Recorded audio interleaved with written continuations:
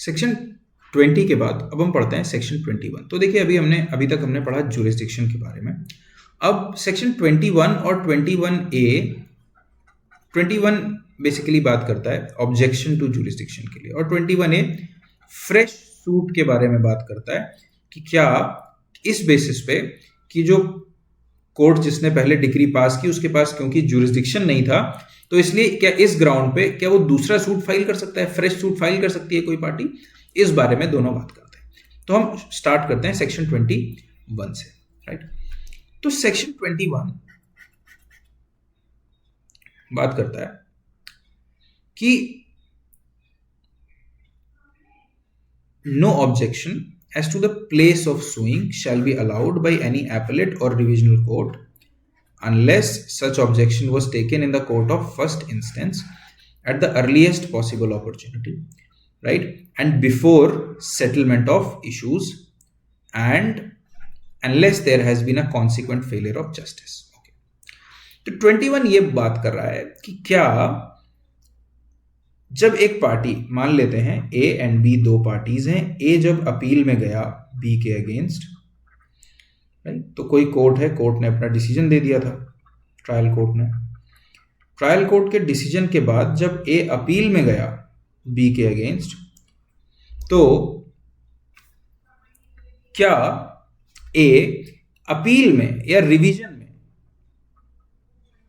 Right, क्या ए इस बात पे ऑब्जेक्ट कर सकता है कि जो कोर्ट है उसके पास जुरिस्डिक्शन नहीं था, इसलिए आप इस डिक्री को सेट असाइड कर दो, राइट। इस बारे में 21 बात कर रहा है। अब वो ऑब्जेक्शन 21(1) बात करता है प्लेस ऑफ सुइंग के बारे में कि भाई इस कोर्ट के पास टेरिटोरियल जुरिस्डिक्शन नहीं था। सेकंड बात कर रहा है पिक्यूनरी जुरिस्डिक्शन के बारे में कि इस कोर्ट के पास पिक्यूनरी जुरिस्डिक्शन नहीं था, राइट। हम पढ़ चुके हैं पिक्यूनरी जुरिस्डिक्शन क्या होता है, राइट। तो क्या ये ऑब्जेक्शन रेज किया सकता है। और थर्ड बात कर रहा है कि एग्जीक्यूटिंग कोर्ट, अब एग्जीक्यूशन क्या होता है इसको हम एक एग्जांपल से समझते हैं। मान लीजिए ए एंड बी दो पार्टीज हैं, एक बी के फेवर में एक ऑर्डर दे दिया कोर्ट ने, एक जजमेंट दे दिया, और जजमेंट ये था कि 50 लाख रुपए जो है ए जो है बी को देगा। अब जब 50 लाख रुपए ए बी को देगा, ये जजमेंट है, तो ए ने ऐसा नहीं किया, नहीं दिए पैसे। बी ने क्या करा, बी ने एग्जीक्यूशन की एप्लीकेशन फाइल की और कोर्ट को बोला कि भाई आप हमें पैसे दिलवाओ, ये तो दे ही नहीं रहा है।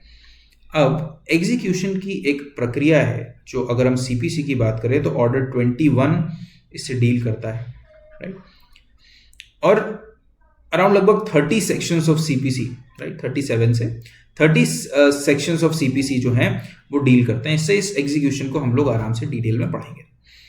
अब एग्जीक्यूशन कौन कौन कर सकता है, वो कोर्ट जिसने डिसीजन दिया, जिसने ट्रायल किया, वो कोर्ट एग्जीक्यूशन कर सकता है, प्लस ऐसा कोर्ट जिसको एग्जीक्यूशन के लिए सेंड किया गया, राइट। ऐसा कोर्ट जिसको एग्जीक्यूशन के लिए मैटर सेंड किया गया, वो कोर्ट भी एग्जीक्यूशन कर सकता है, ठीक है। तो अब कोई पार्टी इस बात के लिए अपील में या रिवीजन में ऑब्जेक्शन रेज करे कि जिस कोर्ट को एग्जीक्यूशन करने के लिए भेजा गया है, जो कोर्ट एग्जीक्यूशन कर रहा था, वो कॉम्पिटेंट कोर्ट नहीं था, राइट। तो क्या ऐसा ऑब्जेक्शन रेज किया जा सकता है इन मामलों में, और अगर ऑब्जेक्शन रेज किया जा सकता है तो कब किया जा सकता है, राइट, ठीक है। तो इतना आप इसका बैकग्राउंड तो समझ ही गए कि हम सेक्शन 21 पढ़ क्यों रहे हैं। अब हमें एक चीज और देखनी होगी। आपको याद होगा हमने सेक्शन 18 पढ़ा था, राइट। सेक्शन 18 ये बोलता है कि अगर दो कोर्ट्स हैं, ठीक है, दो कोर्ट्स हैं और दोनों को जुरिस्डिक्शन में थोड़ा सा डाउट है, राइट, तो ऐसे केस में दो कोर्ट्स हैं, दोनों के जुरिस्डिक्शन में थोड़ा डाउट है, तो ऐसे केस में कोई भी कोर्ट, इन दोनों में से कोई भी कोर्ट एक नोट जो है बनाएगा, एक नोट लिखेगा कि ये बताते हुए कि इस कोर्ट के जुरिस्डिक्शन में अनसर्टेनिटी है और वो लिखने के बाद कोर्ट का डिसीजन, मतलब जज केस का ट्रायल करेगा और अपना डिसीजन दे देगा। और ये डिसीजन क्या होगा, एक वैलिड डिसीजन होगा। इस चीज को आप ध्यान रखिएगा, हमने सेक्शन 18 में ये बात पढ़ी थी। ठीक है, तो अब सबसेक्शन 1 क्या बोल रहा है?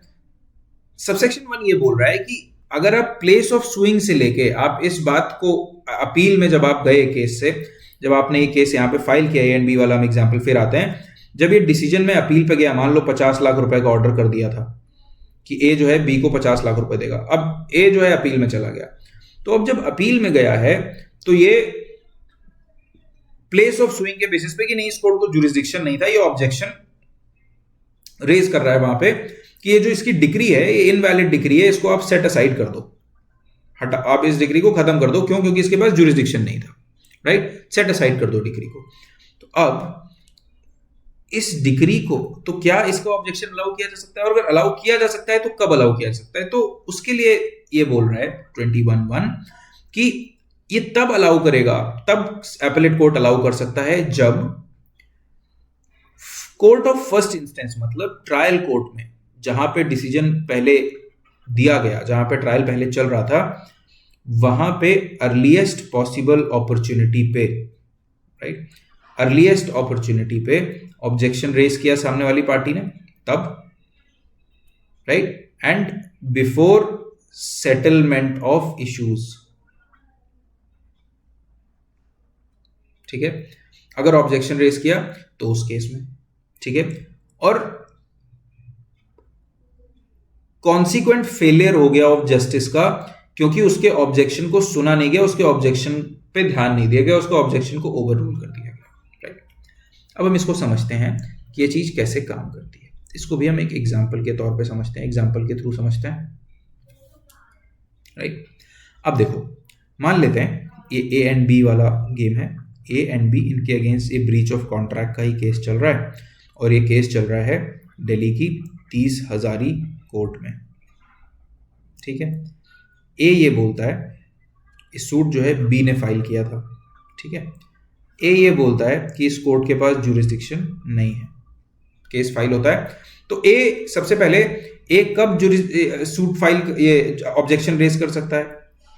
रिटन स्टेटमेंट में ही। ए डिफेंडेंट है, तो जब वो अपना रिटन स्टेटमेंट फाइल करेगा उसमें भी ऑब्जेक्शन कर सकता है, या फिर सेटलमेंट ऑफ इश्यूज से पहले।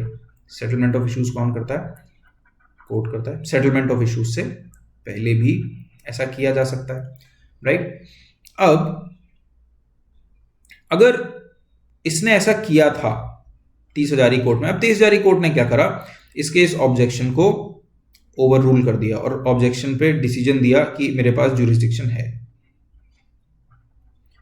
और हम ये सूट डिसाइड कर सकते हैं। अब इसके पास क्या ऑप्शन है? अब ये जो ए है, ए या तो वेट करे इस केस का पूरा डिसीजन आ जाए, राइट, मेरिट्स पे, उसके बाद डिसीजन जब आ जाए तो उस डिसीजन को चैलेंज करे, और उस चैलेंज में डिसीजन को मेरिट पे भी चैलेंज करे और जुरिस्डिक्शन पे भी चैलेंज करे। मेरिट पे क्या कि मान लो इस कोर्ट ने ये बोल दिया कि जो ए जो है वो 50 लाख पे करेगा, किसको? बी को। तो अब ए जो है वो इस डिसीजन को कोर्ट के चैलेंज करना चाह रहा है इस बेसिस पे भी कि भाई 50 लाख रुपीस तो बनते ही नहीं है, ये तो गलत, ये डिसीजन ठीक नहीं है। हाई कोर्ट में वो बोल रहा है कि आप इस डिसीजन को चेंज कर दीजिए।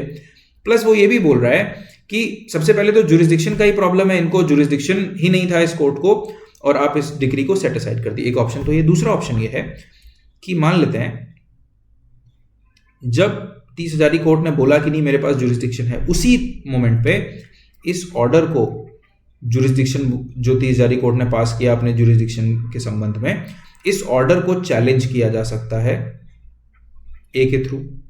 इसी ऑर्डर को चैलेंज कर दो। अब जब इस ऑर्डर को चैलेंज करोगे तो इस ऑर्डर को चैलेंज करने पे क्या हुआ?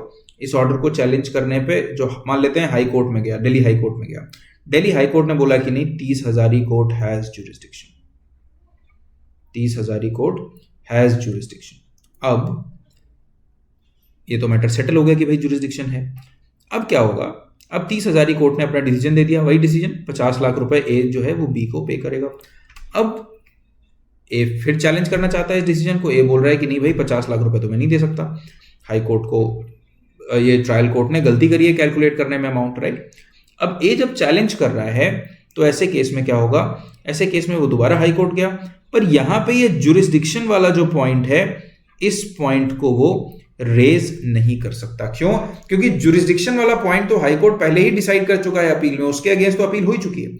केवल मेरिट पे, राइट, जो सब्सटेंस ऑफ द केस है, केवल मेरिट पे डिसीजन आ सकता है, राइट।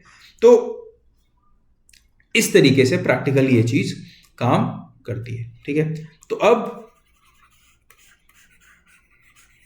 दो चीजें ध्यान रखनी जरूरी है कि अगर आप जुरिस्डिक्शन पे ऑब्जेक्शन रेज कर रहे हो, चाहे वो टेरिटोरियल जुरिस्डिक्शन हो, चाहे वो पिक्यूनरी जुरिस्डिक्शन हो, अगर आप जुरिस्डिक्शन पे इशू रेज कर रहे हो तो आपको ये, आप ऐसा नहीं कर सकते कि आपने ट्रायल कोर्ट में तो ऑब्जेक्शन लिया ही नहीं, राइट।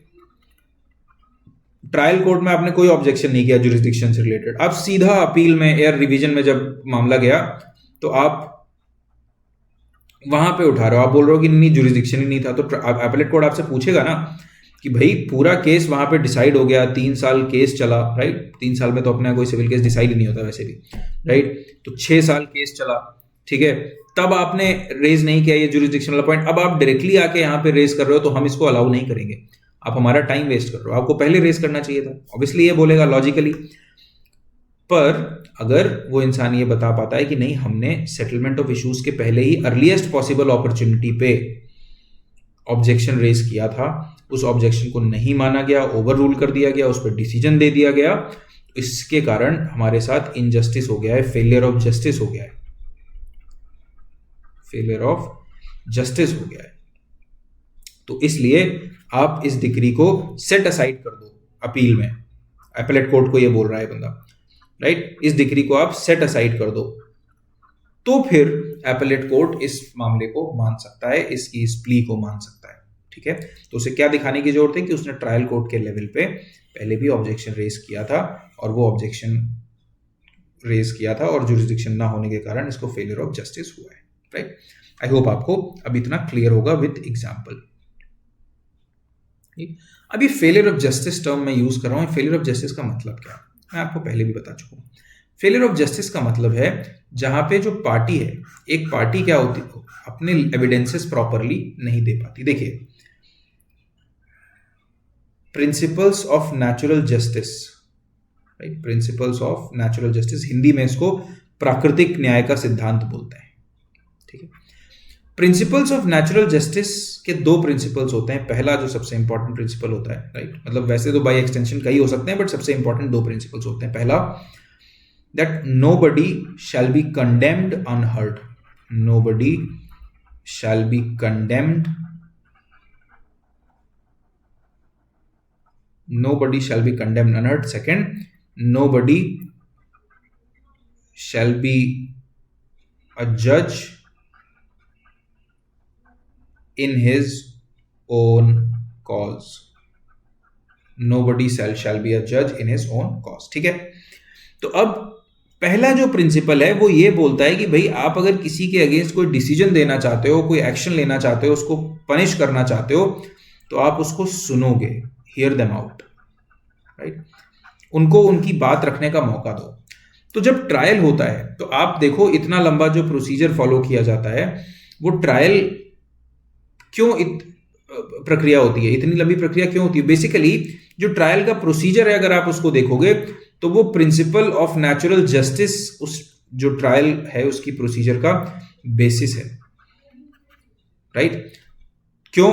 क्योंकि पार्टी को मौका दिया जाता है कि वो हर स्टेज पे अपना एविडेंस रख सके, राइट, हर स्टेज पे अपना एविडेंस इफेक्टिवली रख सके, अपनी बात को इफेक्टिवली रख सके, राइट, ताकि कोई पार्टी बाद में ये ना बोल सके कि नहीं हमें तो अपनी बात रखने का मौका ही नहीं दिया गया, कोर्ट ने तुम्हारी बात सुनी नहीं, ठीक है। तो इसलिए फेलियर ऑफ जस्टिस वो सिचुएशन होती है जहां पे पार्टी अपने एविडेंसेस इफेक्टिवली कोर्ट के सामने नहीं रख पाती, अपनी बात नहीं रख पाती, राइट। तो हम तब बोलते हैं कि भाई इस justice has failed against that party, ठीक है। तो सेक्शन 21 एक बात ये बताता है कि जो ऑब्जेक्शन है वो ट्रायल कोर्ट में रेज किया जा सकता है, और जो मतलब करना चाहिए आपको, और रिटन स्टेटमेंट में आप कर सकते हो, या फिर बिफोर सेटलमेंट ऑफ इशू कर सकते हो, या फिर बाद में भी अगर आपको करना है सेटलमेंट ऑफ इशू के बाद में भी तो आप कर सकते हो, पर अमेंडमेंट ऑफ प्लीडिंग्स के through. Amendment of pleadings basically order 6 rule 17 CPC में हम पढ़ते हैं, ठीक है। तो बेसिकली हमारा जो प्लेंट और रिटन स्टेटमेंट होता है वो प्लीडिंग्स होते हैं, ठीक है।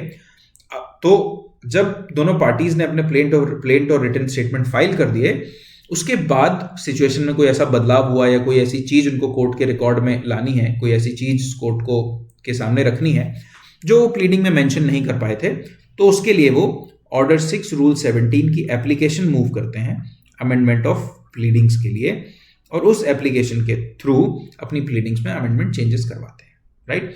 तो बाद में भी, मतलब सेटलमेंट ऑफ इशू के बाद में भी ये ऑब्जेक्शन रेज किया जा सकता है, पर जो कोर्ट क्या होगा, court will normally stick to the general rule and will be rigid, right.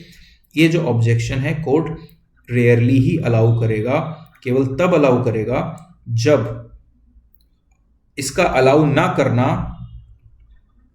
ना करने से क्या होगा, इनजस्टिस हो जाएगा। केवल उसी केस में ये अलाउ नहीं करेगा, अदरवाइज केवल उसी केस में ये अलाउ करेगा, अदरवाइज सिंपल आप सेटलमेंट ऑफ इश्यूज से पहले या और जब आप रिटन स्टेटमेंट फाइल कर रहे हो उस टाइम पे आप अपना ऑब्जेक्शन, अगर आपको ज्यूरिसडिक्शन से रिलेटेड कोई है तो आप रेज कर दो, राइट। पर रेयरली क्यों अलाउ किया जाएगा, ताकि इनजस्टिस को रोका जा सके। हमने पढ़ा था सबसे पहले लेक्चर में, क्या पढ़ा था, दैट प्रोसीजर जो होता है, procedure is handmade of justice. Justice Krishna Iyer के वर्ड्स थे, right. Procedure is handmade of justice, मतलब केवल प्रोसीजरल फॉर्मेलिटी के कारण इनजस्टिस नहीं होना चाहिए, ठीक है। तो हमारा जो पूरा ट्रायल है उसका एक पर्पस है कि भाई जस्टिस सर्व हो।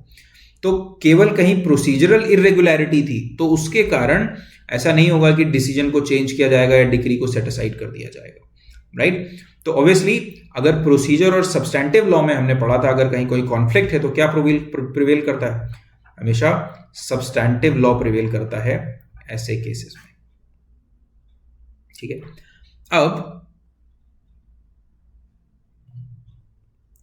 एक और चीज है, सेक्शन 99 और सेक्शन 21 का एक रिलेशन है। सेक्शन 99 ये बोलता है कि कोई भी जो ऑर्डर है या डिक्री है कोर्ट की, उसको सेट असाइड नहीं किया जाएगा, उसको रिवर्स नहीं किया जाएगा, राइट, या उसको सब्सटैंशियली वेरी मतलब चेंज नहीं किया जाएगा जब तक, राइट, चेंज नहीं किया जाएगा कब तक, किसी भी फालतू के टेक्निकल रीजंस के कारण, राइट। केवल टेक्निकल रीजंस के कारण उसको सेट असाइड नहीं किया जाएगा। पर कब सेट असाइड किया जाएगा, जब non joinder of necessary party होगा, non joinder of necessary party होगा पहला, and non joinder of necessary party, और उसके अलावा दूसरी सिचुएशन क्या होगी, जब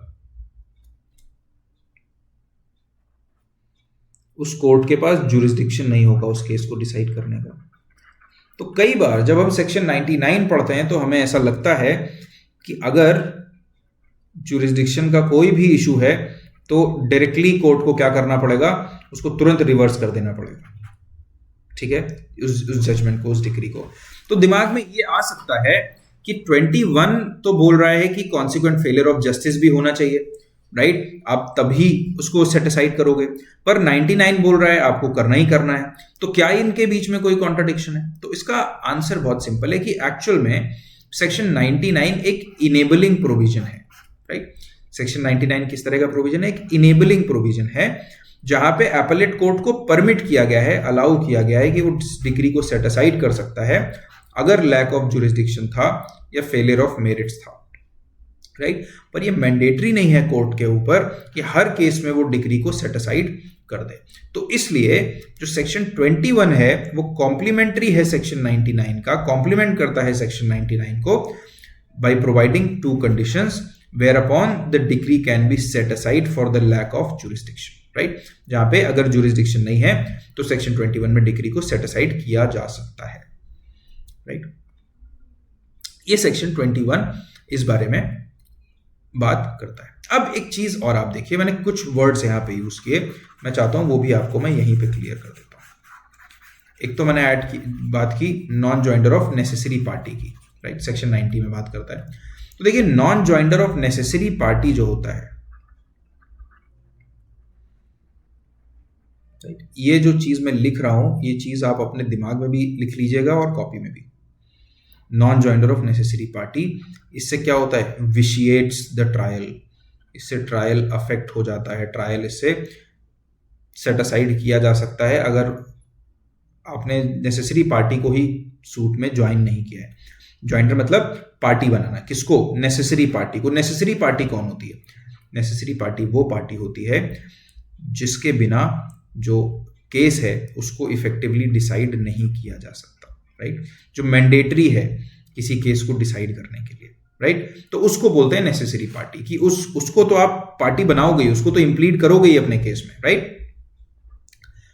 तो अगर ऐसा है, non joinder of necessary party है, तो ट्रायल क्या होगा? विशिएट हो जाएगा। पर अगर केवल मिस ज्वाइंडर है, मतलब आपने किसी गलत इंसान को पार्टी बना लिया, तो इस सब ग्राउंड पे ट्रायल जो है वो विशिएट नहीं होता। ये प्री के क्वेश्चन से डायरेक्ट ऐसे ही पूछे जाते हैं जैसे मैं आपको बता रहा हूं कि क्या misjoinder of cause of action या misjoinder of parties, right, क्या इस बेसिस पे ट्रायल को पूरा ट्रायल सेट असाइड किया जा सकता है? पूरे ट्रायल को नल एंड वॉइड डिक्लेयर किया जा सकता है? आपका आंसर होगा नो। कब किया जा सकता है? जब नेसेसरी पार्टी को ऐड नहीं किया गया, नॉन ज्वाइंडर है नेसेसरी पार्टी का, उस केस में ऐसा किया जा सकता है, ठीक है? ऑर्डर 1 रूल 9 नेसेसरी पार्टी के इस रिक्वायरमेंट और इन सब चीजों से डील करता है। तो आप इसको किससे पढ़ोगे? ऑर्डर 1 रूल 9 के साथ ऑर्डर 1 हम पढ़ेंगे आराम से, ठीक है?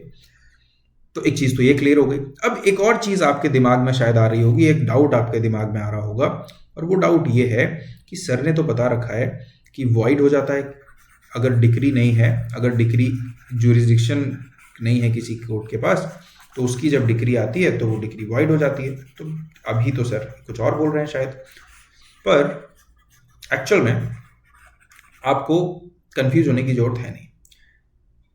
आपको अभी भी आपको यही याद रखना है, आपको यही समझना है कि जब भी किसी कोर्ट के पास ज्यूरिसडिक्शन नहीं है तो डिक्री क्या होगी? वॉइड हो जाएगी। विदाउट ज्यूरिसडिक्शन अगर उसने डिक्री पास की है तो डिक्री वॉइड ही होगी, ठीक है? हमने 21 पढ़ा, अब इसको हम एक एग्जाम्पल के थ्रू समझते हैं। कैसे कुछ मामले ऐसे हो सकते हैं जहां पे ऐसा ना हो, ठीक है? वो क्या हो सकता है? जैसे मान लीजिए हमने सेक्शन 18 पढ़ा था। सेक्शन 18 में हमने पढ़ा कि एक कोर्ट जो है नोट करता है, अगर कोई अनसर्टेनिटी है ज्यूरिसडिक्शन से रिलेटेड तो कोर्ट क्या करेगा? एक नोट बनाएगा। नोट बनाने के बाद ट्रायल करेगा, अपना डिसीजन देगा और उसका डिसीजन क्या माना जाएगा? वैलिड माना जाएगा,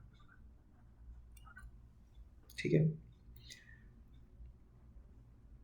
अब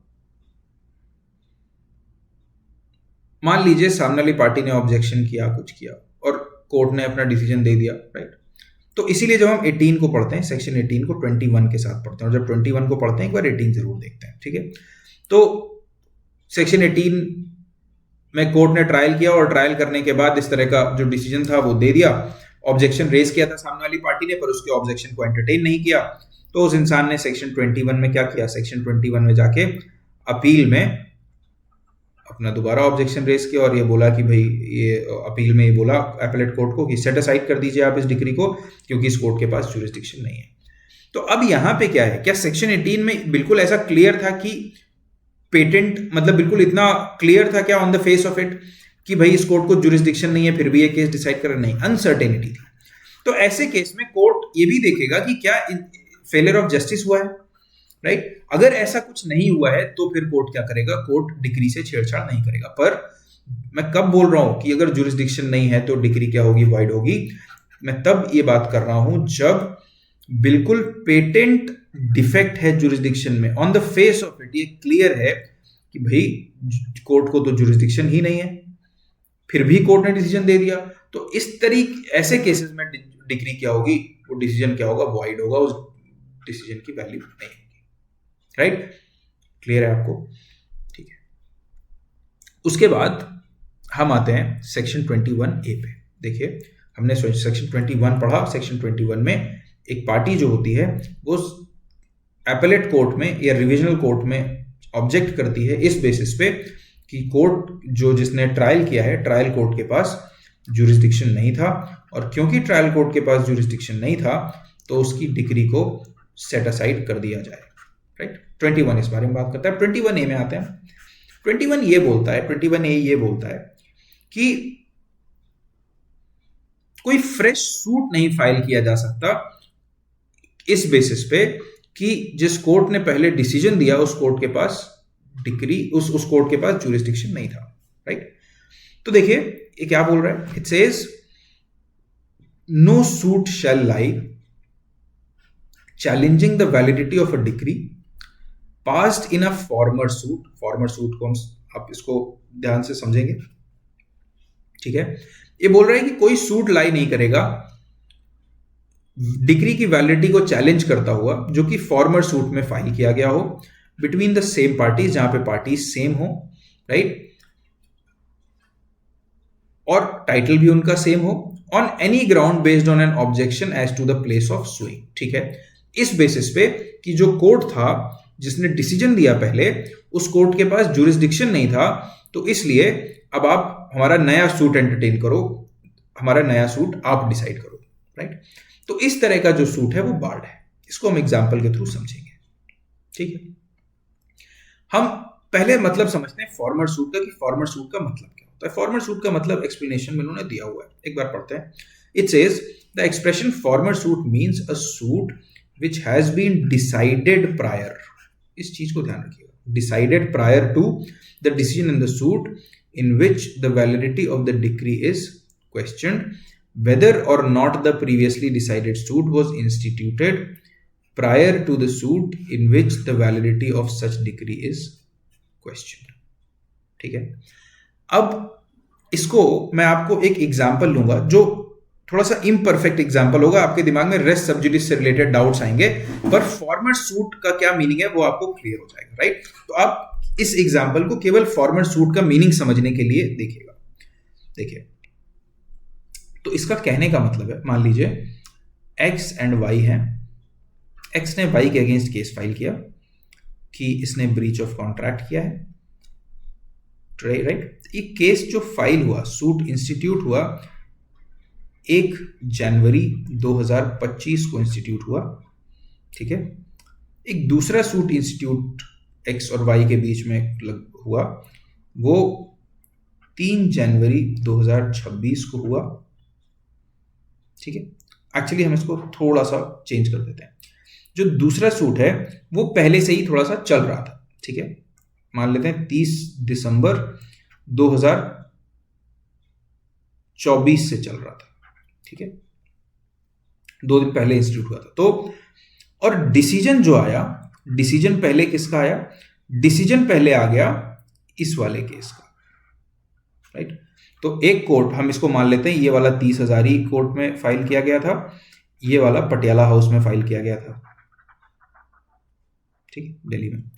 तो डिसीजन पहले किसने दे दिया? 30 हजारी ने पहले डिसीजन दे दिया, 30 हजारी कोर्ट ने। ठीक, तो अब इस केस में पहले फाइल कौन सा सूट किया गया था? पहले फाइल किया गया था पटियाला हाउस कोर्ट में केस। राइट, ये वाला सूट पहले फाइल किया गया था, पर डिसीजन किस में पहले आया? डिसीजन आया 30 हजारी वाले में, जो कि बाद में फाइल किया गया था। तो हम फॉर्मर सूट किसको मानेंगे? हम फॉर्मर सूट मानेंगे 30 हजारी वाले को। राइट, हम 30 हजारी वाले को क्या मानेंगे? इसको हम फॉर्मर सूट मानेंगे, जबकि फाइल ये बाद में हुआ है और फाइल पहले कौन सा हुआ है? पटियाला हाउस वाला। पर इंपॉर्टेंट क्या है? इंपॉर्टेंट ये है कि पहले डिसाइड कौन सा हुआ, राइट, ना कि पहले कौन फाइल हुआ। तो अब देखिए एक्सप्लेनेशन क्या बोल रहा है। It says a former suit means a suit which has been decided prior to the decision in the suit. Right, तो पहले जो डिसाइड हुआ वो फॉर्मर है, भले ही वो फाइल बाद में हुआ। राइट, आई थिंक अब आपको ये क्लियर हो गया होगा। ठीक है, तो अब ये क्या बोल रहा है? ये बात कर रहा है कि अब इसको हम एक एग्जाम्पल के थ्रू समझते हैं। पूरे 21 आपको अच्छे से क्लियर हो जाएगा। 21A एक्स एंड वाई का एग्जाम्पल हमने लिया था। अब एक्स एंड वाई ने क्या, अब एक्स ने वाई के अगेंस्ट केस फाइल किया, राइट, कि इसने ब्रीच ऑफ कॉन्ट्रैक्ट किया है। ये केस 30,000 में फाइल हुआ, राइट। 30,000 ने अपनी डिक्री पास कर दी और डिक्री में ये बोला कि जो वाई है वो एक्स को 30 लाख रुपए देगा। 30 lakhs टू एक्स। कौन पे करेगा? वाई पे करेगा, ठीक है। अब एक्स क्या करना चाह रहा है? अब देखिएगा 21A एक्चुअल में करना क्या चाहता है, राइट। तो अब एक्स क्या बोल रहा है? अब एक्स ने ये केस फाइल किया था, राइट, तो एक्स के फेवर में ऑर्डर आ गया। तो अब सॉरी, वाई क्या करना, वाई क्या करेगा? वाई ये इस बेसिस पे एक नया सूट फाइल करना चाहता है, फ्रेश सूट फाइल करना चाहता है। सब कुछ सेम है, सारा मैटर सेम है, बस फ्रेश सूट किस बेसिस पे फाइल करना चाहता है? वो ये बोल रहा है कि 30,000 कोर्ट के पास जुरिस्डिक्शन नहीं था। ये केस इसने पटियाला हाउस में फाइल किया है, ये बोल के कि 30,000 केस के पास जुरिस्डिक्शन नहीं था। तो अगर ये ऐसा कुछ करना चाह रहा है तो ये फ्रेश सूट अलाउड नहीं है। क्यों अलाउड नहीं है? क्योंकि 21A इस तरह के सूट्स को बार करता है, राइट। सीपीसी ये बोलती है कि अगर आपको जुरिस्डिक्शन से रिलेटेड ऑब्जेक्शन करना है, जुरिस्डिक्शन की बात को उठाना है, तो आप सेक्शन 21 में अपील में चले जाएं। आप अपील या फिर रिवीजन में उठा सकते हैं, ऑब्जेक्ट कर सकते हैं, पर जुरिस्डिक्शन को ग्राउंड बना के आप सेम सब्जेक्ट मैटर पे दूसरा सूट फाइल नहीं कर सकते, ठीक है। बस इतनी सी बात ये करता है, 21A करता है। तो आप अगर देखेंगे तो 21 किस बारे में डील करता है? सेक्शन 21 बात करता है कि अपील में आप चैलेंज कर सकते हो ऑब्जेक्शन से रिलेटेड, जो जुरिस्डिक्शन से रिलेटेड ऑब्जेक्शन आप अपील में सेक्शन 21 में रेज कर सकते हो।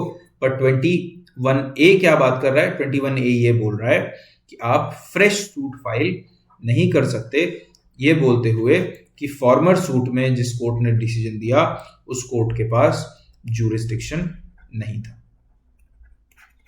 राइट। तो this is your section 21A, ठीक है। नेक्स्ट लेक्चर में हम ट्रांसफर ऑफ सूट्स पढ़ेंगे, सेक्शन 22 to 25, ठीक है। आई होप आपको ये लेक्चर अच्छा लगा होगा, आपको समझ आ रहे होंगे कॉन्सेप्ट्स। Thank you.